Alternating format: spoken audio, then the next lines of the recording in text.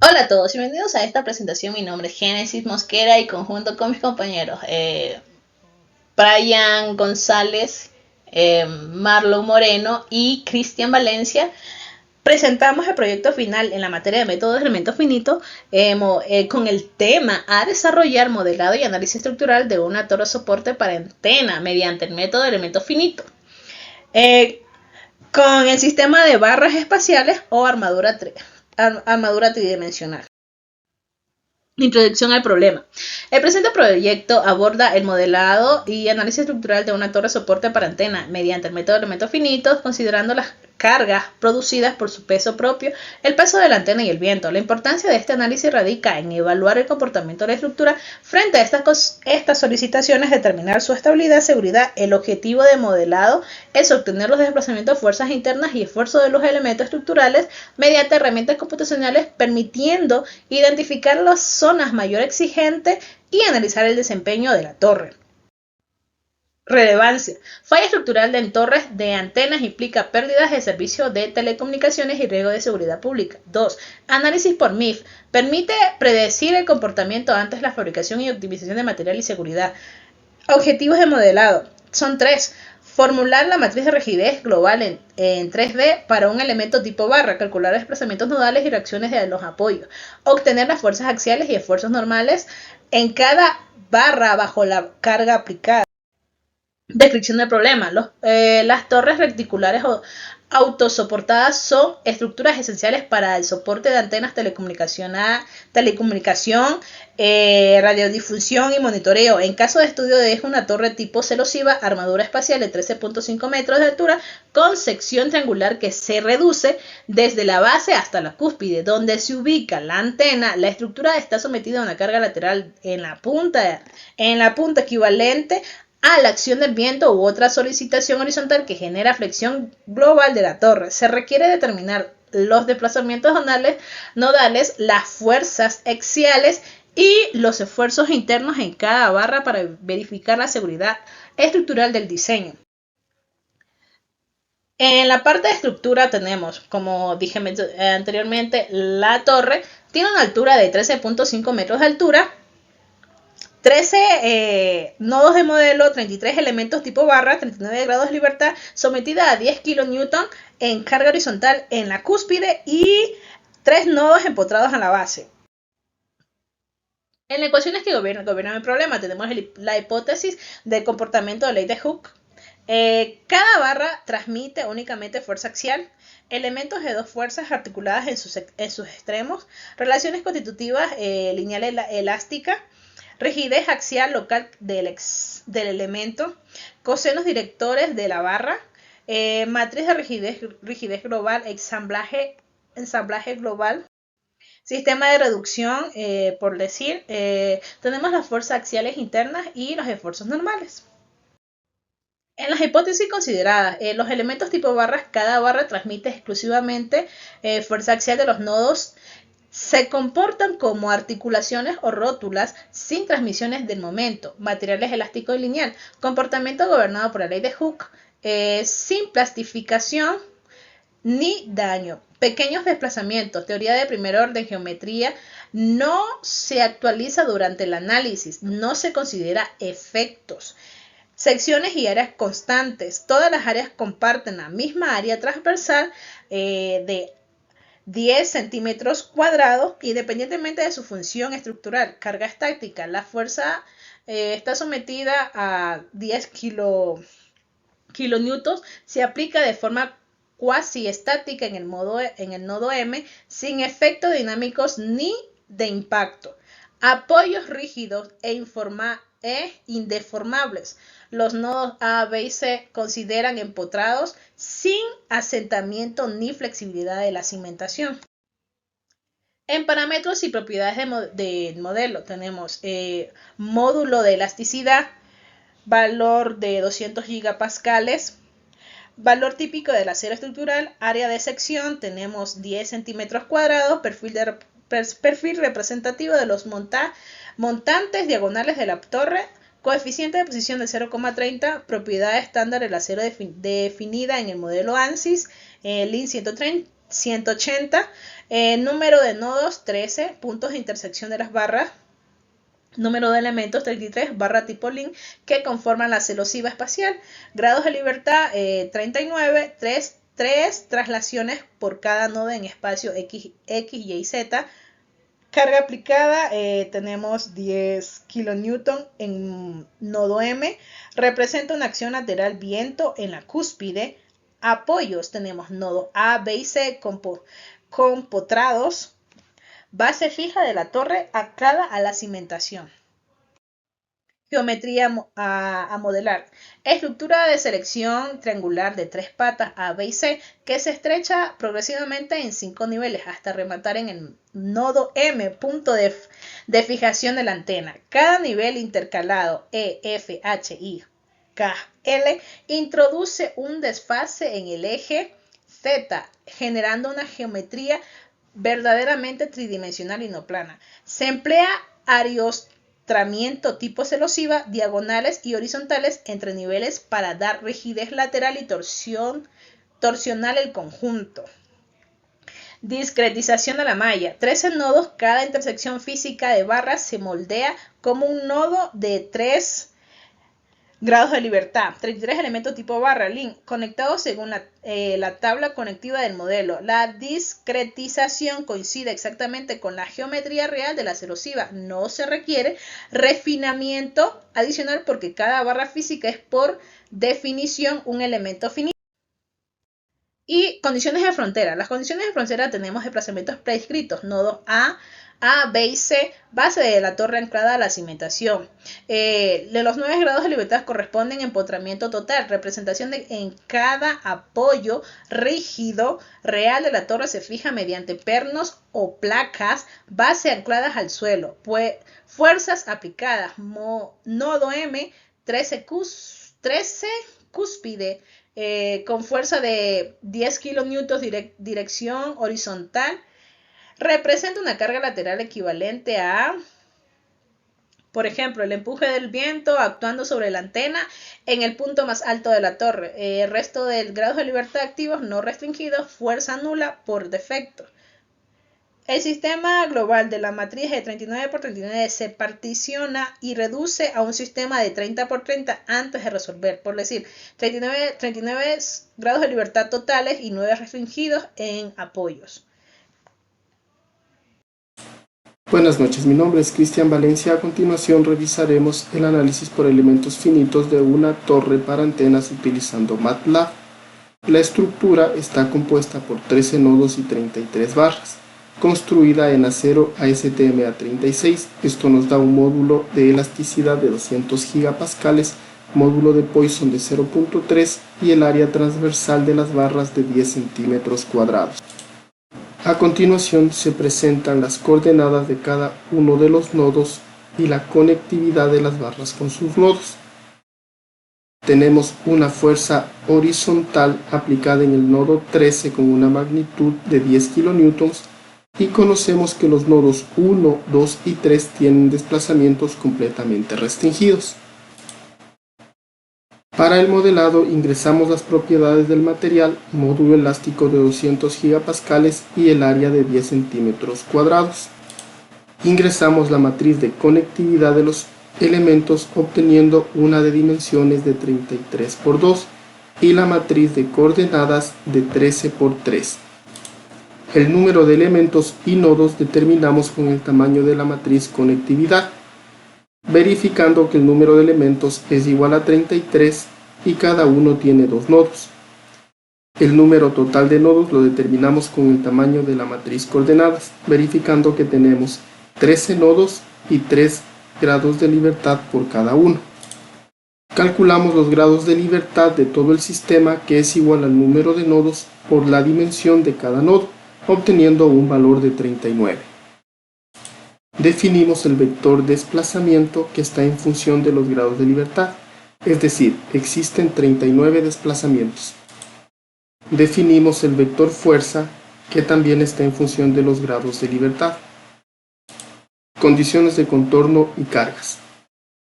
Los nodos 1, 2 y 3 están completamente restringidos, es decir, los desplazamientos son 0. y se aplica una fuerza horizontal en el nodo 13 que corresponde a la fuerza 37, mientras que las demás fuerzas de la 10 a la 36, 38 y 39 son igual a 0. Verificamos que para cada grado de libertad exista una incógnita y un dato conocido, garantizando así la solvencia del sistema de ecuaciones. A continuación, creamos la matriz de rigidez global inicializada en ceros con una dimensión de 39 por 39. Se establecen los vectores para almacenar la longitud y los ángulos directores de cada elemento. Mediante funciones personalizadas como longitud de barra 3D, orientación de barra 3D, matriz rigidez barra 3D, ensambla matriz rigidez, calculamos la longitud, los ángulos directores y la matriz rigidez local de cada una de las 33 barras. Ensamblamos las 33 matrices locales en la matriz global.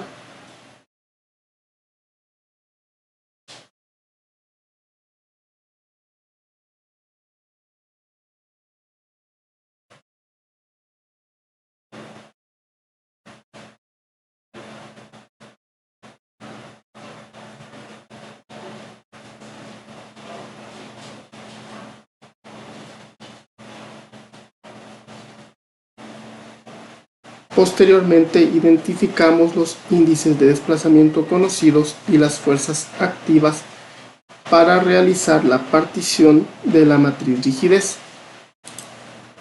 De esta manera obtenemos la matriz de rigidez K sub AA, que tiene dimensiones 30 por 30, la matriz de rigidez K sub CA, que tiene dimensiones 9 por 30, la matriz de rigidez K sub CC, que tiene dimensiones de 9 por 9, y la matriz K sub AC, que tiene dimensiones 30 por 9. Determinamos el vector de desplazamientos conocidos y el vector de fuerzas activas. Procedemos a calcular las fuerzas equivalentes, que es igual a las fuerzas activas menos la matriz de rigidez K sub AC por los desplazamientos conocidos. Los desplazamientos desconocidos los encontramos al dividir la matriz de rigidez K sub AA para las fuerzas equivalentes. Procedemos a actualizar el vector de desplazamientos y calculamos las fuerzas desconocidas, que son igual a la multiplicación de la matriz de rigidez K sub CA por los desplazamientos desconocidos más la matriz de rigidez K sub CC por los desplazamientos conocidos. Y actualizamos el vector de fuerzas. Procedemos a realizar la sumatoria de las fuerzas globales en el sistema verificando el equilibrio estático. Determinamos los vectores para almacenar las fuerzas axiales y los esfuerzos en cada uno de los elementos. Continuamos con el cálculo de los desplazamientos, fuerzas y esfuerzos globales del sistema. Finalmente, se procede a mostrar los resultados en tablas.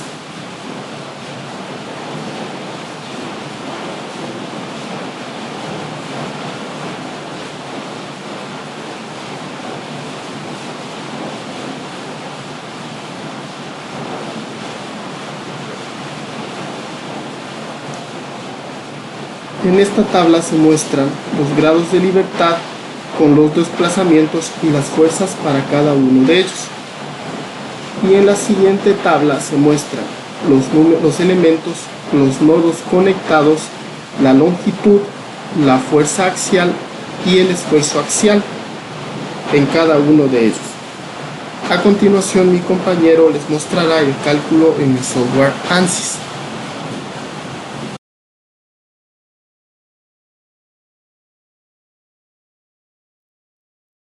Ok, nosotros hemos tomado la decisión también de realizar nuestro análisis por medio de la utilización del software ANSYS. En este caso vamos a utilizar un análisis estructural, vamos a ir a definir el elemento. Tipo de elemento es un link 180, se lo aplica.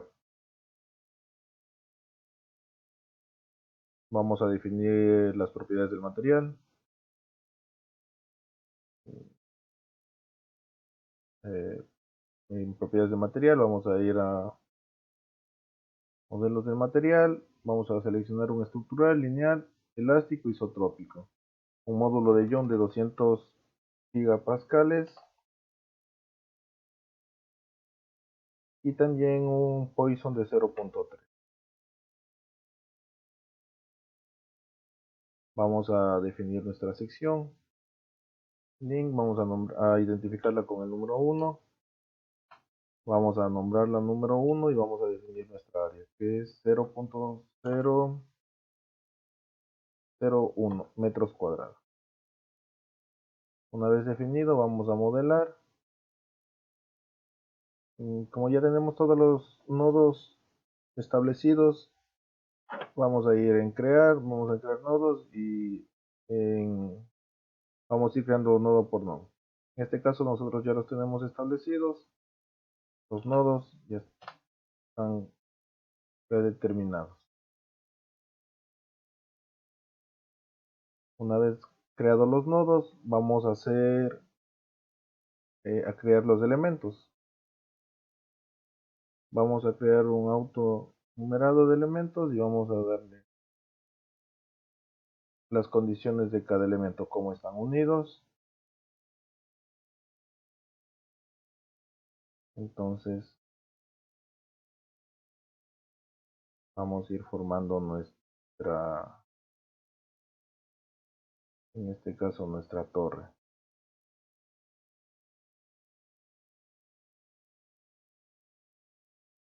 Recordando que son 33 elementos y 13 nodos.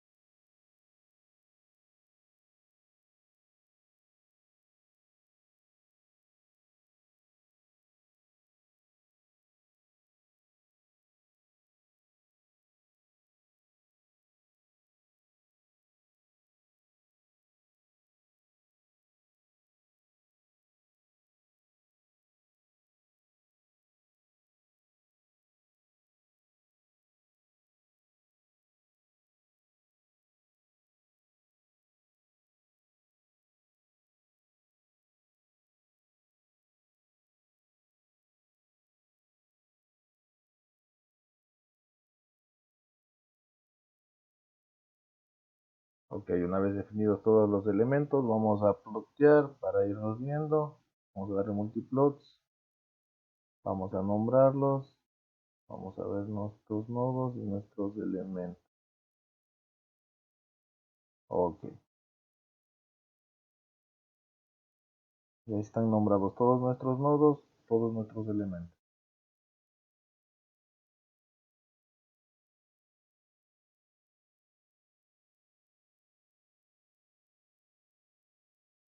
Listo. Ahora vamos a plantear nuestras condiciones de frontera. Vamos a poner nuestras cargas, a definir cargas, aplicar, estructural, los desplazamientos. Primeramente en los nodos y vamos a dar las restricciones indicadas. En este caso vamos a restringir los desplazamientos en las tres direcciones, X, Y, Z. Ok.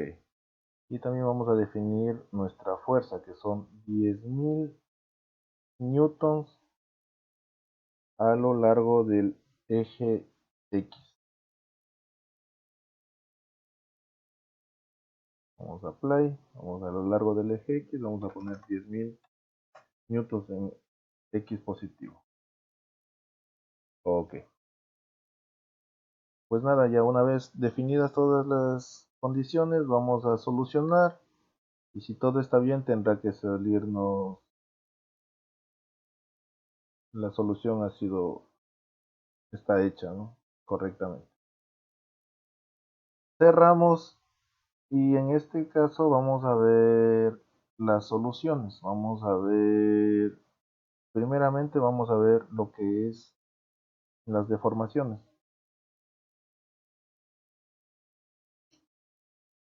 Una deformación máxima de 0.017 metros es lo que tenemos. Vamos también a ver lo que son las reacciones.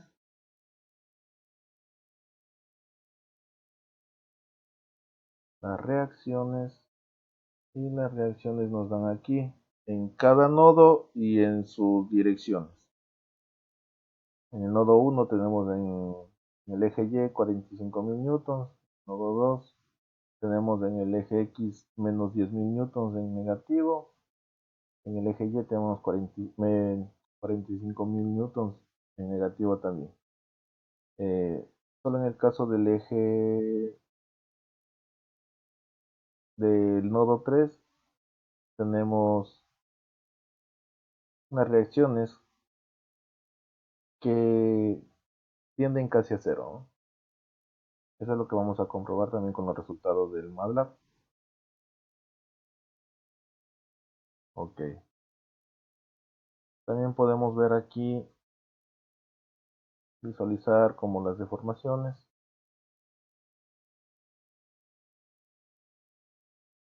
En el eje X. Y se puede observar gráficamente, ¿no? En donde existen las mayores deformaciones y las menores deformaciones, ¿no? La parte de la base de la estructura es donde menos deformaciones existen y la parte de la cúspide es donde se encuentra la mayor deformación, mayor desplazamiento. De la misma modo podemos ver en el eje Y así también podemos ver en el eje Z. Podemos hacer una simulación, una animación de las deformaciones y se ve prácticamente cómo se estarían moviendo para este caso. Vamos a ver en el eje 10. Vamos a ver la ilustración, una animación más o menos como se observaría.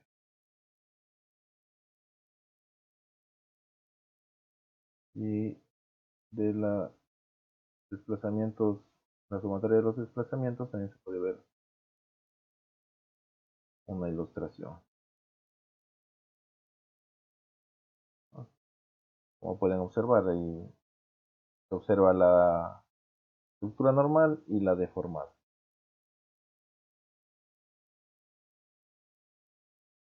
Así también se puede ver los esfuerzos.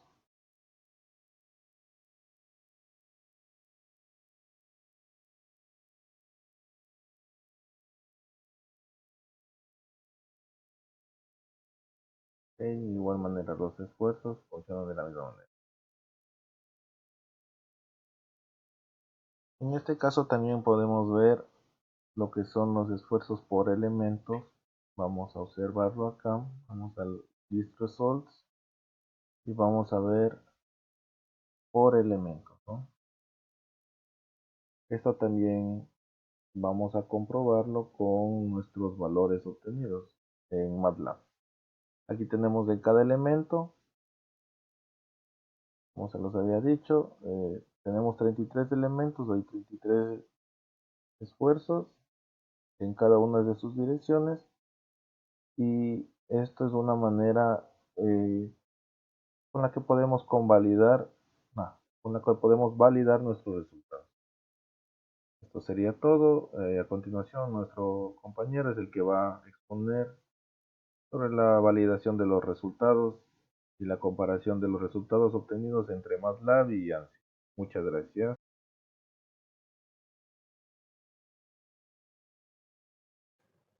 Continuando con la presentación de nuestro proyecto de análisis de la torre reticular, mi parte se enfoca en la recta final del proyecto, los resultados y conclusiones tras evaluar el modelo en MATLAB y en ANSYS.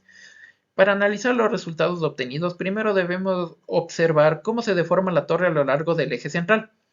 En esta gráfica de barras vemos el desplazamiento horizontal en el eje X para distintos niveles de altura.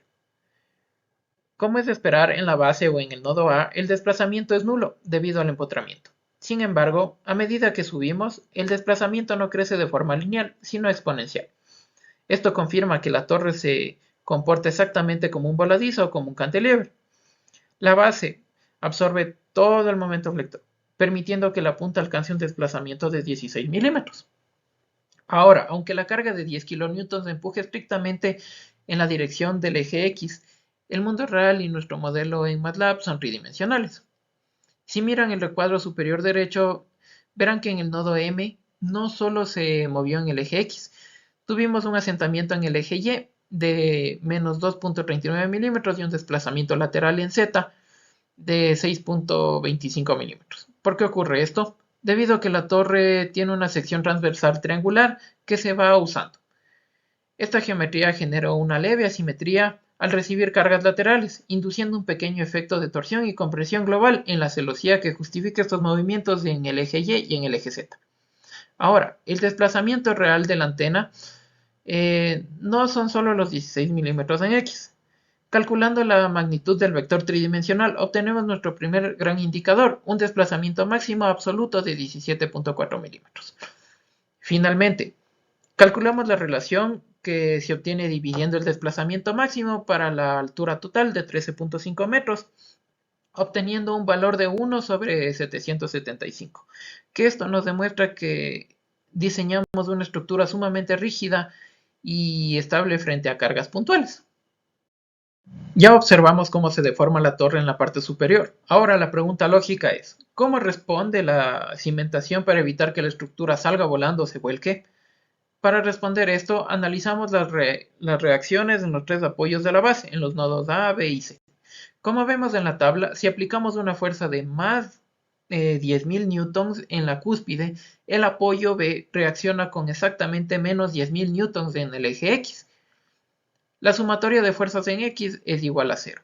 Esto nos indica que el apoyo en B está absorbiendo todo el empuje constante de la fuerza. Ahora, antes de pasar a las fuerzas, quiero acotar que MATLAB calculó una resistencia de 7.02 por 10 a la menos 10 newtons. Físicamente esto es 0.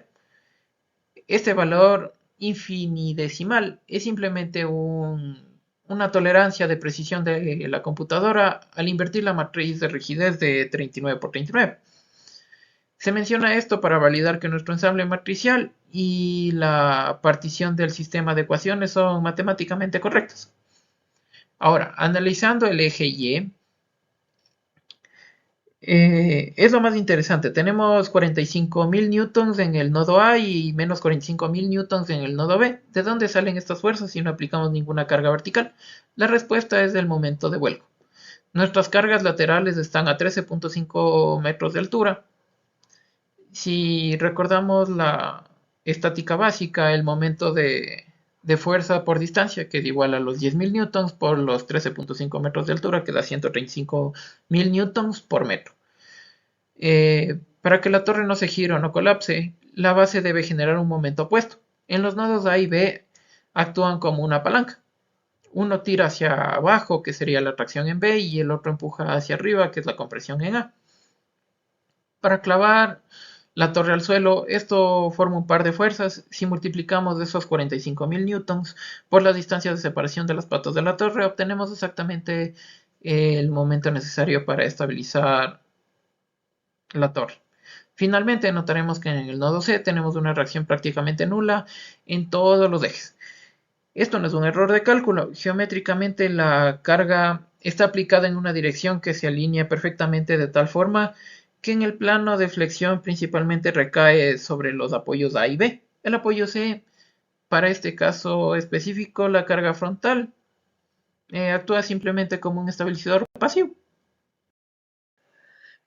Pasando al interior de las celosías, este gráfico nos muestra cómo fluye la energía por las barras más solicitadas.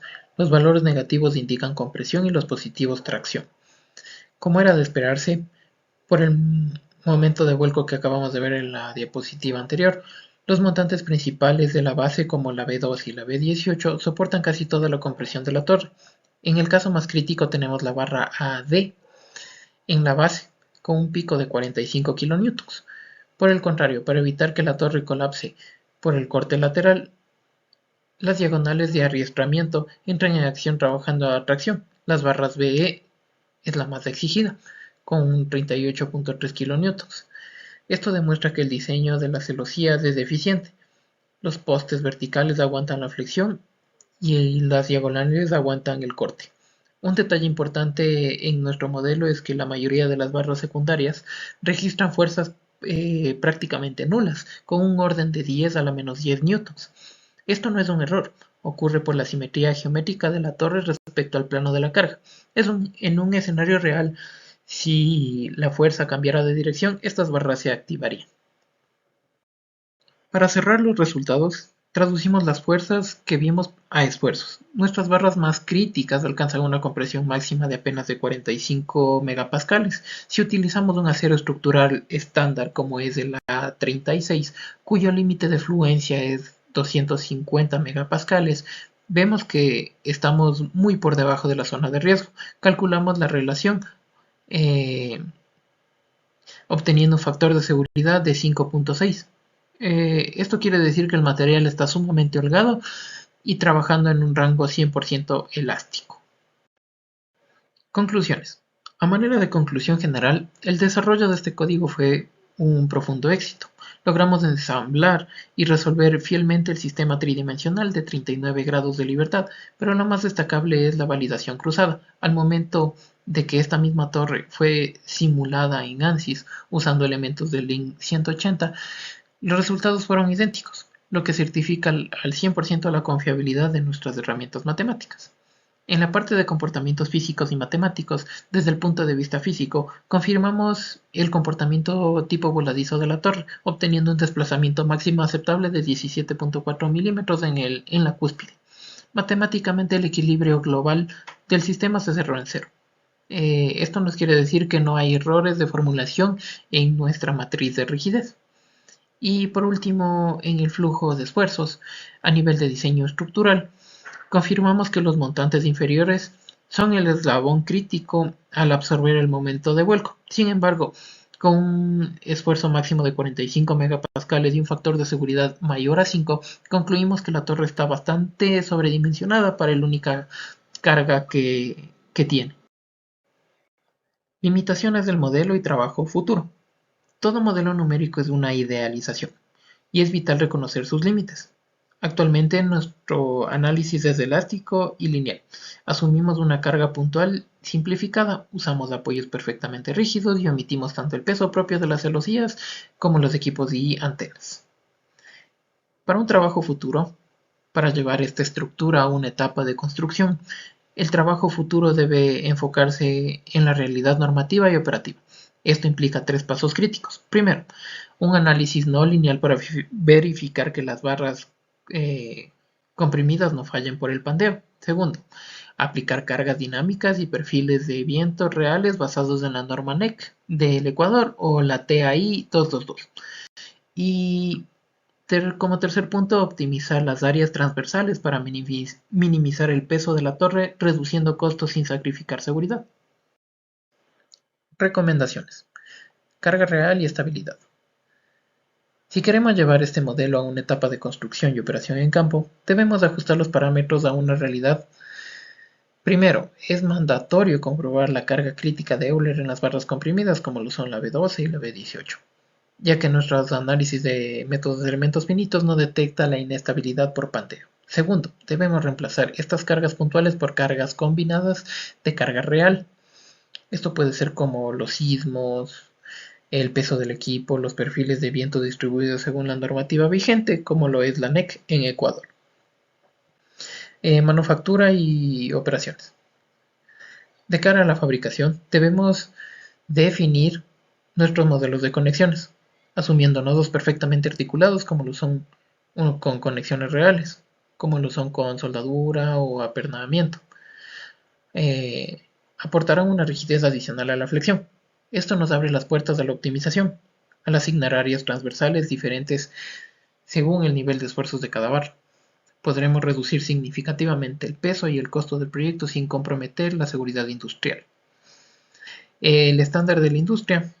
Como ingenieros, nuestra mejor práctica será siempre mantener esta cultura de validación cruzada, contrastando nuestros códigos, por ejemplo, de MATLAB con otros softwares certificados por la industria, como lo pueden ser ANSYS o SAP 2000. Es el paso definitivo antes de probar cualquier construcción.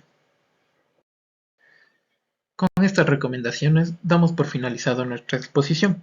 Muchas gracias.